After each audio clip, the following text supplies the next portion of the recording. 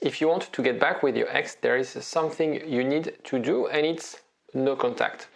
And I wanted to make this video to explain everything about no contact, why it's important, how can you create a successful no contact, and the effect also on your ex and on yourself. No contact on its own is not enough to get back with your ex, otherwise it would be too simple, but it is essential and you have to master this. So this video is really my view on how to use no contact and everything you need to know about no contact. Jingle. IGetMyExBack.com. Everyone deserves a second chance. This video will be packed with insights and tips about no contact. There are other resources available for you, free resources that you can find in the description. There's a quiz to know if you have any chance to get back with your ex. It takes 2 minutes to complete. It's totally free. There's a link in the comment, in the description. You can also comment if you have any question about no contact, if you feel your situation doesn't really fit what I described in this video. More than happy to help you out. You can also like the video, it does help me as well. Subscribe because I post new videos almost every day. And tons of other free resources in the description. Have a look, take your time. This is for you, I'm doing this for you, so take your time, enjoy and learn and grow. So, clean break don't exist anymore. So that's the problem we have nowadays because of social media, because of our messaging platforms, because of some booty calls where it's very easy sometimes to get in touch with our ex, to see what our ex is up to. You know, before social media, you would break up, you still have the ability to text, but now you just switch on your phone, get a notification, and bam, you see your ex on Instagram, you see their story, you see their Snapchat. Sometimes people, they post status on WhatsApp, and that brings you back directly to this breakup. And you want them back, so you entertain the idea of you together. And that's the danger, right? We're going to describe why it's dangerous in the next few slides. And this idea of entertaining that you can get back together, you stay connected. You stay connected because you feel like if I leave them, if I stop being in touch with them, then they are gone for good. They're going to move on, they're going to find someone else, they're going to forget me. This is the narrative that is happening in your head. So the reasons you stay in touch, probably, maybe all of them, but if you take at least one, hunger for affection. You know, you had this strong connection with that person, probably the most important person in your life. That's gone. Sometimes we find that the dumper is staying in touch with the dumpy because he or she has pity for them. Perhaps the idea or the reason you're still in touch with them is because you have this hope for reconciliation. Also, sometimes people feel like, we haven't really discussed the breakup. I didn't have any explanation of why we broke up, and therefore I need to confront my ex. I don't agree with that decision. I need to confront our ideas. Sometimes people, they want to stay in touch with their ex because as they have this feeling of rejection, they need to feel validated. They need to feel that, okay, but I'm still important for you. You know, are you going to wipe out all of what we had together?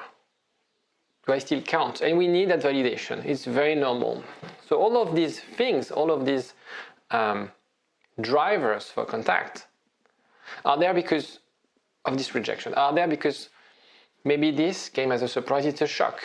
Some psychologists, and I do agree with that, breakups can become a trauma.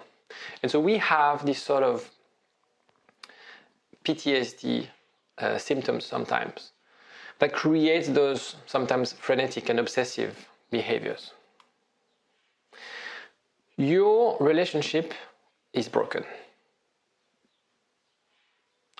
Your relationship is broken, and staying in touch with your ex is keeping this relationship alive.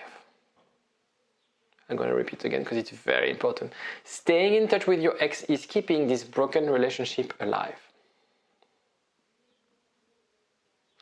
And when you fight so hard stay in touch, when you fight so hard to contact them, when you push yourself, when you feel like, okay, they don't really respond, and I'm going to send another message, you are forgetting about your boundaries. You're not respecting yourself. You're not respecting themselves. You're not respecting their decision. And by doing that, by not setting strict boundaries, this will affect your self-esteem. This will affect also your confidence. And you're going to create the conditions for you not getting back with your ex, for you not being able to move on, for you not being able to heal from that breakup. You're going to create the conditions for you to have imbalanced love life, codependent relationships. And I've had cases where people, after years after a breakup, they're not able to move on because they kept in touch. They were sort of okay with the idea of getting the breadcrumbs from their ex. They were okay about getting those mixed messages. They were okay about like having sex now and then. And these people, they sort of missed so many opportunities. They missed out months and years of their life thinking that by staying in touch, by keeping that very thin thread between them and their ex, they'll be able to recover. And what they got are breadcrumbs, sleepless nights, months of being depressed with low self-esteem, low confidence. This is why I recommend no contact, because it gives you the opportunity to heal. Your relationship is broken. The idea is not to maintain this broken relationship. The idea is to accelerate the process of letting go. Letting go of this past relationship, letting go of those resentment, letting go of this pain, letting go of this feeling of rejection. And so the distance will help you to recover mentally, will help you to recover emotionally and physically. Because very often, my clients, they have sleepless nights, they have eating disorder, they're depressed, they're anxious, they have to take days off from work. Because a breakup can be damaging. And the problem is when you stay in touch with your ex, you are actually making that process take longer. This grieving process take longer. No contact is also a great tool to allow space for reflection. And this is where most of my counseling work happens. After a breakup, this is time to sort of press pause on your life, look back, determine what's important, what you want, what you don't want, what this relationship meant to you in your life at this point in time. What are you willing to sacrifice? What are your shortcomings? What do you want to work on? What's your vision for the future? What do you want to be? Who you want to be? Who you want to be with? All these questions. Amazing questions to ask, amazing questions to find answer. So that's what I do with my clients as a counselor, is I help them find those questions. And when we do that work, after a few weeks, a few months sometimes, they are stronger. They are more balanced, they're more confident. They don't have anymore this low self-esteem, this need to get validation from their ex. Because they worked at being happier, fulfilled. They learn to love themselves, basically. After a breakup, we hate ourselves. We feel that I failed my relationship. It's a failure. I should have, I could have. And we create those narratives in our head telling us, I'm not good enough. I'm not made for love. I've ruined everything. I'll never be able to find someone else. She or he was the one, and now I've ruined everything. And my life is over, right? So that's the idea of no contact, is to really break those stories, creating that space to focus on yourself. And I don't care about your ex. That's the thing you have to understand. I don't care about them. Sometimes I have usually the first conversation I have with my client, when I onboard them, they keep on talking about their ex, and I don't care. I don't care. What I care is I care about you, and I can only help you. I can't help them. If they have a problem, that's their problem. I don't care. I care about you. And that's a problem you have probably right now, is that you don't care about you. Think about, the interaction you have with your ex. If it's a one-sided interaction, that will destroy your self-esteem, your confidence. I want you to be confident. I want you to have a strong self-esteem. Maybe they call you for emotional support. I've seen that recently where, but she's calling me because she wants to, what did he say? She feels bad that we're not in touch anymore and she wants me. And I was like, but she broke up with you. So what do you gain from that? At the end of the day, you need to be selfish. What do you gain from that? I can tell you what you gain. Low self-esteem, the idea of no self-respect.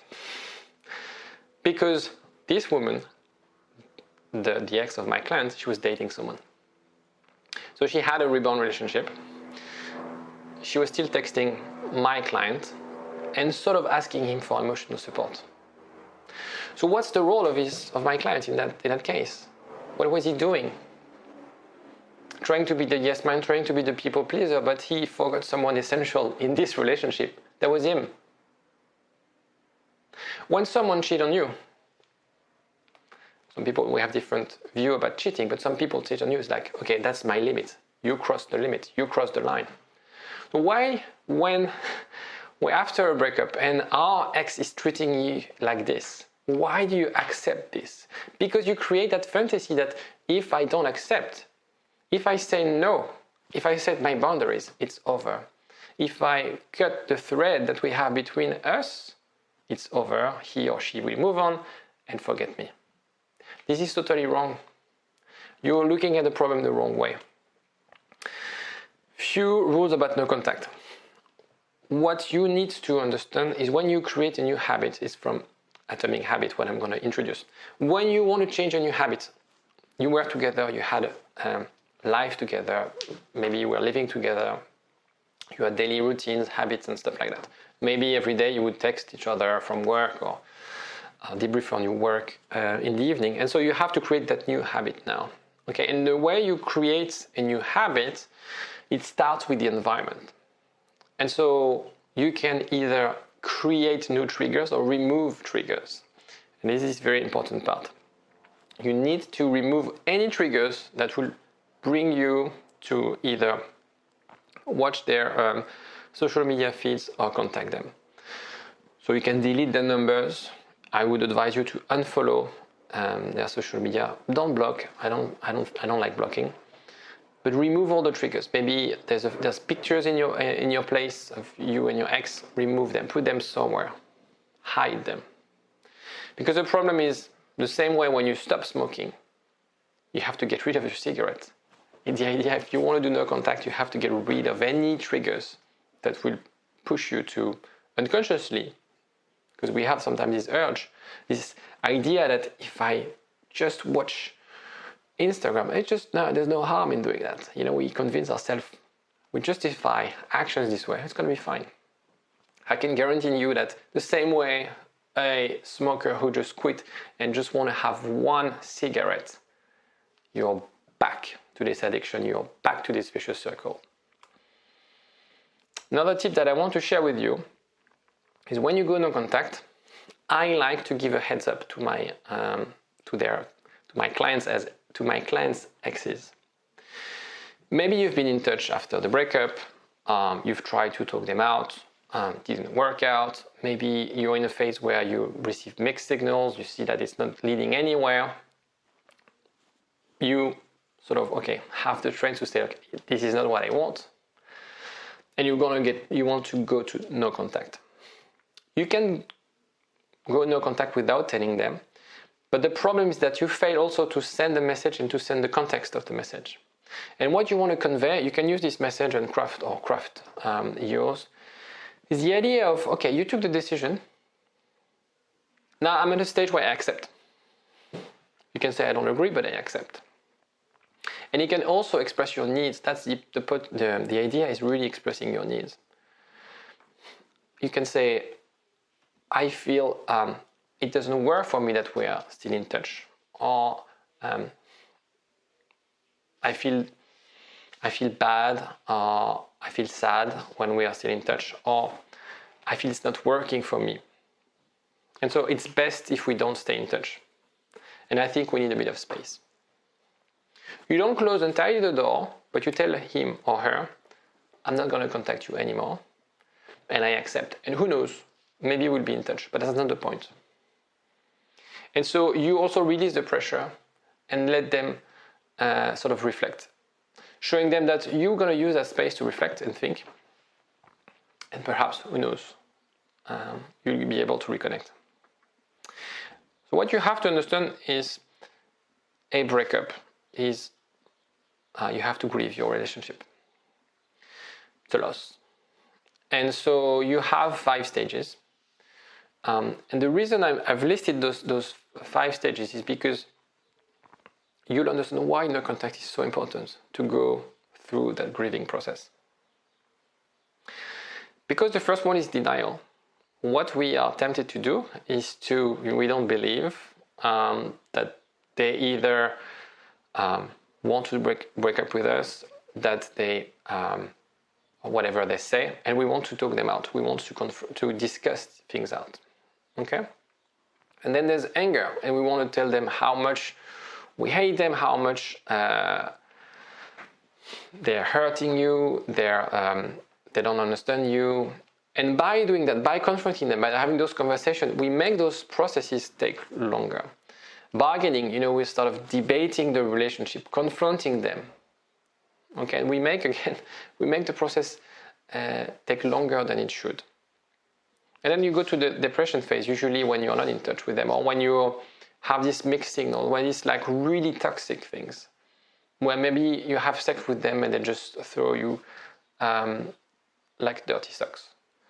And then you get to acceptance, but which is the light at the end of the tunnel, where you feel like, okay, I think this relationship is over. I understand we shouldn't try to fix this broken relationship. That's not the point. But when you are in touch with your ex, any of those stages will take 2 to 3 times more time. 3 or 4 times more than it should. And that's the point you have to make. Once you understand that, you couldn't really talk them out after a week or 2, there's no point trying how to fix this broken relationship. Okay? The idea for you is to heal, let go as soon as possible. Accelerate this process. And if you're not doing no contact, this process will take months. And the idea is that you have to, with no contact, and you see, the no contact, I'm not talking about manipulating, creating a fear of loss. That's not the point of this video. This no contact is about your new life. I don't want you to spend months decoding text, spending hours crafting the perfect text response. Of course, I help a lot of my clients getting in touch with their ex. But when I do, I make sure that they went through the process of acceptance, that their past relationship is over, and now we are about to rebuild something. And because I'm with them on WhatsApp and they share with me their screenshots of what they discussed with the ex, I'm able to tell them, okay, to challenge them. Okay, is it what you want? I think he's not investing enough. I don't think he's connected. I don't think he's ready to change. I don't think he's understood what he needs to change. Sometimes we work out ways to engage and make the relationship or create a safe space for you or their ex to have a proper discussion, to meet, to discuss about the future, not about the past, to discuss about the future. And the vast majority, they get back together because we created that space initially. We have a new perspective on relationship. We have a new perspective as well on our ex, on what we want. And we come out stronger when we are doing this no contact and when we are re-engaging with our ex. When I say we, it's my client's ex, but I say we because I help them. I'm whispering in their ears what they should say to their ex. And by doing that, they're making sure that they can set boundaries while at the same time not putting any pressure and seducing them back. And so there's your new life, your new routine. Sometimes the relationship is up to 30 hours a week. So how can you spend those hours in your week taking care of yourself? Right, so important. They took away something from your life, so you have to populate this. So you can decide how you spend your time, whether it's on social media, whether it's doing sport, whether it's meeting new friends. Maybe every Sunday, you look back at your week and you look at what have I done. I spent 6 hours on social media on Saturday. What did I gain? Be also, craft your idea. Be a project manager of your time. And build it around your desires, your needs. You're not anymore in a relationship.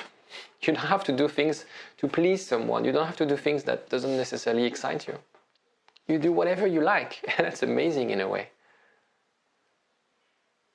You will have the opportunity with this no contact to become independent. That's also the problem of breakups. Is like probably the reason you suffered so much is that codependency that you've probably created with your ex. And so you learn to be independent. You learn to meet this new person, this authentic self. That's the realization. Conclusion. Before I move on. So I discussed about getting in touch with my ex on WhatsApp. So I do this coaching. I think I'm the only one doing this. It's quite time consuming for me, so I don't have a lot of clients doing that. But have a look. There's a link to get in touch with me on WhatsApp if you have any question about my WhatsApp coaching support. But the idea is, of course, if you do no contact and your ex doesn't reach out, it doesn't mean that it's over. You can still break no contact. You can still be in touch with your ex, but there are ways to engage with your ex. And sometimes, or maybe you just broke no contact, you're in touch with your ex, but it's not leading anywhere, and you want to have another pair of eyes on your situation. So that's what I do with my clients. We speak on WhatsApp. I help them communicate with them in the best way possible and adapting our communication style to their either attachment or psychological style. And by doing that, they have the assurance, my clients, they have the assurance that they are walking in the right direction. They are taking the right steps, minimizing the risk of their ex to pull back or to move away. And usually what we do is that, we increase the interaction, the intensity, getting them to meet 1, 2, 3 dates. I help them, I prep them for the date. We debrief after each date. And every day we can touch base and we can discuss about the questions they have. So it's an ongoing support that they have on WhatsApp. If you're interested, have a look in the description, click on the link. You can directly message me. You click on the link and it gets you to WhatsApp and directly to me. And if you have any question about that, I'd be more than happy to help. It does make a huge difference. To be honest, when I launched it, I was not really sure whether it would work, but the response has been amazing so far because I think it's one of the only support that in terms of, as a counselor, it's kind of new to help my clients on a daily basis. And sometimes they just need to be reassured. They just need to check whether what they read from the ex is the right thing. And I can have this objective pair of eyes. So have a look. And here's the conclusion. You need to grieve your relationship. That's so important. The idea is not to fix a broken relationship. It's to create a new one. So you have to go through that phase and learn to be happy without your partner. It's fundamental. There's no way you're going to get back with your ex if you can't be happy without them. And then, once you've done that, we can start talking about recovery. So the first step is doing this whole thing. So it's a big step one. You're not fixing a broken relationship. I think I've said that 20 times in this video, but it's very important. The idea is to really create a new one. And sometimes, it's not a majority, obviously. Sometimes my clients, they reach that point and they realize like, that's not the right person for me. And I meet someone more secure, someone who has the same aspiration, who respects their needs, who is a better communicator. And they phone me back or they message me back 6 months down the line and they tell me like, why was I so obsessed about my ex?